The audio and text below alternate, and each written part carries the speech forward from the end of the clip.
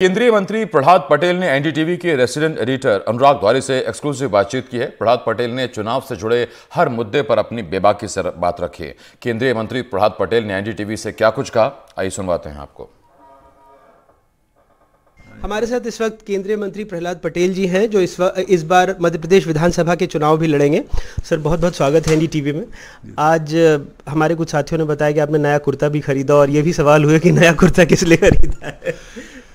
खादी को खरीदना आत्मनिर्भरता को संबल देना है, तो संकल्प को मजबूती देना है।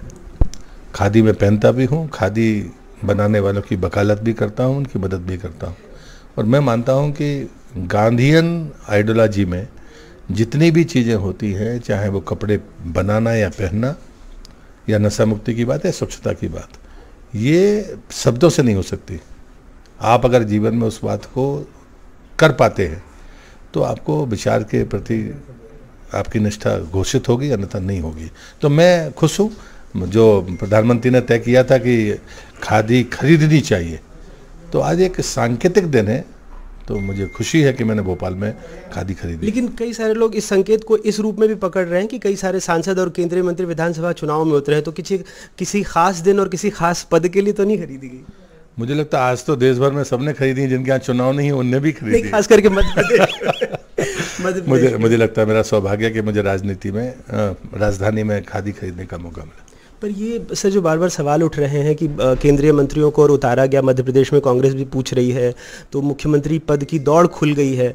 क्या आप इतने वरिष्ठ नेता हैं, इतने सालों से आपने देखा है राजनीति को, तो मैं बतौर छात्र आपसे समझना चाहूँगा कि क्या इसके कुछ संकेत हैं, अगर आप खुलकर बताना चाहें। दोनों पक्ष हैं, हम दोनों बातों पर करेंगे। एक तो मैं पार्टी का अभिनंदन करूँगा कि 18 साल से ज़्यादा का सरकार का कार्यकाल है मध्य प्रदेश में भारतीय जनता पार्टी का। तो स्वाभाविक है कि जो गति है, उस गति और प्रगति में हमारी रफ्तार ठीक हो, और इसलिए परिणाम भी बेहतर से बेहतर और हमें लाने होंगे, क्योंकि जनता को संतुष्ट करने के लिए लालच नहीं हो सकता, आपको बेहतर प्रबंधन करना पड़ेगा। और इसलिए ज़रूरी है कि अनुभवी लोग अगर राजनीति में, राज्य की राजनीति में वापस लाए जा रहे हैं, तो मैं तो इसको शुभ संकेत मानता हूँ। लेकिन जब कांग्रेस हम पर टिप्पणी करती है, तो मैं उनसे कहता हूँ कि 2003 के पहले के वही थके हुए चेहरे, जो बेदाग भी नहीं कहे जा सकते, ऐसे लोग टिप्पणी कैसे कर रहे हैं। उनको तो ये तय करना चाहिए, कांग्रेस के पास लीडरशिप ही नहीं है, सेकंड लाइन लीडरशिप आपने ख़त्म कर दिया है। अब या तो लोग आपकी तरफ आए नहीं, या आपने समाप्त कर दिया। भारतीय जनता पार्टी के पास इसके बाद की पीढ़ी के नेता भी हैं, इसलिए इसको हमें सकारात्मक ही देखना चाहिए।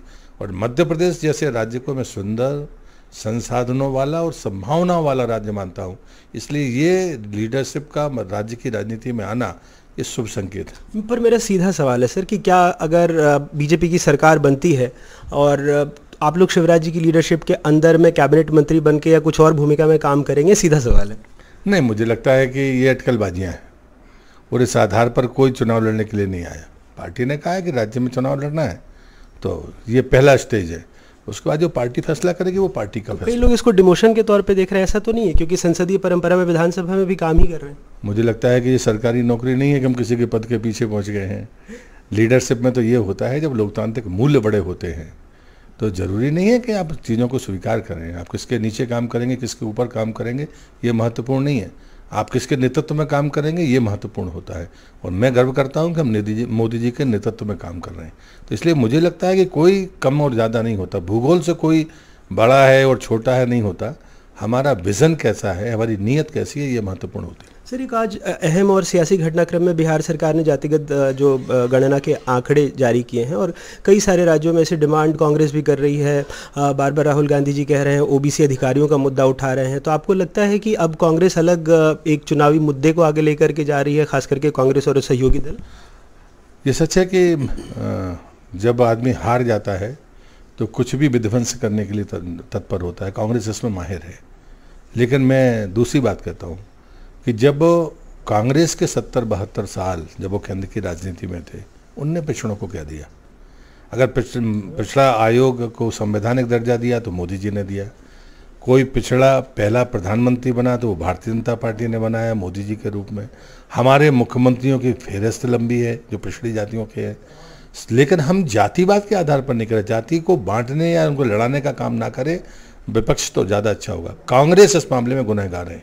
कांग्रेस ने कभी भी पिछड़ों को वो स्थान नहीं दिया जो उसके हकदार थे। और मैं मानता हूं कि अगर हम पुराने किसी भी इतिहास के दौर में जाएंगे, पिछड़ी जिन जातियों को आपने घोषित किया है वो लड़ाकू जातियां नहीं हैं, स्वाभिमानी जातियां रही हैं।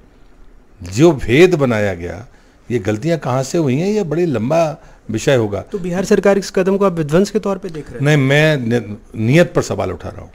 किस नियत से? आप राजनीतिक सफलता की दृष्टि से समाज में लड़ाना चाहते हैं, ये बदनीयत है, मैं ये कह रहा हूँ। और इस बात के लिए मैं इसलिए कहूँगा, मैं 89 में पहली बार सांसद था और 91 का मेरा लास्ट इंटरव्यू था। तब मंडल कमीशन की आंधी थी इस देश में। तब मैंने ये बात कही थी कि मेरी जाति पिछड़ी है, मैं पिछड़ा नहीं हूँ। तब क्रीमी लेयर की बात नहीं आई थी, 96 में आई है। मैं तब भी उतना स्पष्ट था और आज भी उतना ही स्पष्ट हूँ। और मैं मानता हूँ नीयत में खोट है और हम बड़ी सफलताओं को दबाने के लिए ये हथियार के तौर पर उपयोग कर रहे हैं।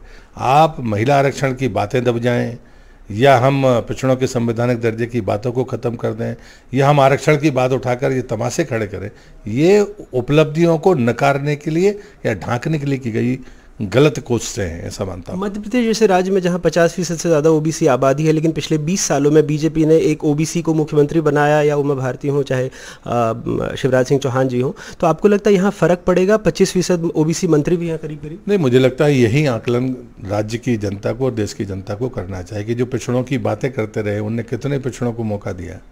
और हमने पिछड़ों की बातें अलग से नहीं की, लेकिन लीडरशिप हमेशा पिछड़ों के हाथ में रही है। तो इसलिए मुझे लगता है कि 20 साल में चाहे उमा जी हों, चाहे बाबूलाल गौर हों, चाहे शिवराज जी हों, तो मुझे लगता है कि हमने तो पिछड़ों की अलग से कोई आइडेंटिटी की बात नहीं की, लेकिन लीडरशिप दी, उस पर हम जैसे लोग भी हैं। तो मुझे लगता है कि ये, इसलिए तो मैं कह रहा हूँ कि सामने वाले की नीयत में खोट है। आप जिनके नाम पर वोट बटोरते रहे, उन्हें आपने कहाँ दिया? अगर नीतीश कुमार जनगणना करा रहे हैं, तो जब संवैधानिक दर्जा पिछड़ों को नहीं मिला था, तब आप कहाँ थे? तब तो कांग्रेस थी। मेरा आखिरी सवाल है सर कि चुनाव बहुत करीब है, कांग्रेस के भी दावे हैं, बीजेपी के भी दावे हैं, लेकिन तमाम जो सर्वे आ रहे हैं वो लगभग आप लोगों को बराबरी पर ही छोड़ रहे हैं, कोई 115। तो क्या 2018 की पुनरावृत्ति देख रहे हैं, या आप नतीजों के बारे में क्या पूर्वानुमान लगा रहे हैं? मैं 2003 की पुनरावृत्ति देख रहा हूँ। 165 से ज़्यादा? 2003 में स्पष्ट कह रहा हूँ, मैं 2003 की पुनरावृत्ति देख रहा हूँ। देखना आप, और जिसका परिणाम और आकलन बड़ा साफ है। पहली सूची निकली कांग्रेस चौक, दूसरी में बौखला गई, अभी तीसरी आने दीजिए। चलिए, बहुत बहुत शुक्रिया सर हमसे बात करने के लिए। चुनाव के लिए बहुत सारी शुभकामनाएं। बहुत धन्यवाद आप।